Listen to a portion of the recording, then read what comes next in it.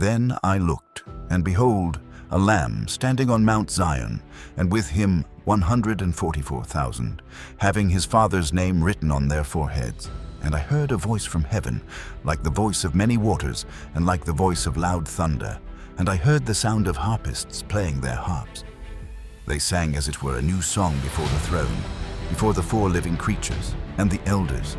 And no one could learn that song except the 144,000 who were redeemed from the earth. These are the ones who are not defiled with women, for they are virgins. These are the ones who follow the Lamb wherever he goes. These were redeemed from among men, being firstfruits to God and to the Lamb. And in their mouth was found no deceit, for they are without fault before the throne of God. Then I saw another angel flying in the midst of heaven, having the everlasting gospel to preach to those who dwell on the earth, to every nation, tribe, tongue, and people, saying with a loud voice, "Fear God and give glory to him, for the hour of his judgment has come, and worship him who made heaven and earth, the sea and springs of water."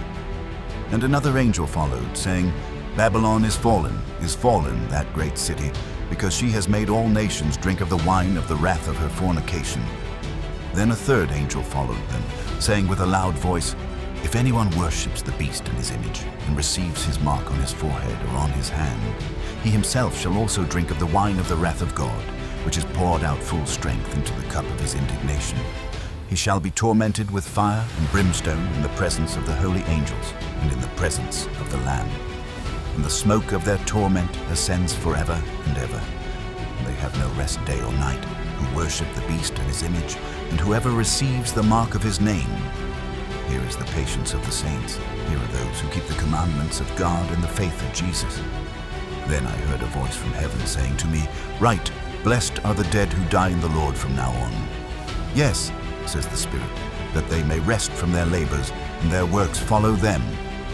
Then I looked, and behold, a white cloud, and on the cloud sat one like the Son of Man, having on his head a golden crown, and in his hand a sharp sickle.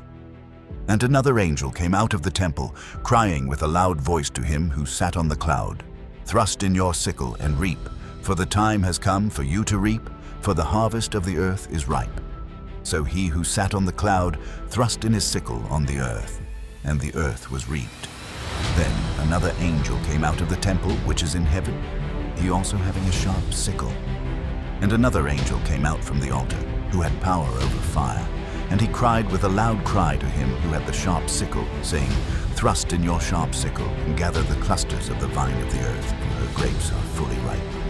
So the angel thrust his sickle into the earth, and gathered the vine of the earth, and threw it into the great winepress of the wrath of God. And the winepress was trampled outside the city, and blood came out of the winepress up to the horses' bridles, for 1,600 furlongs.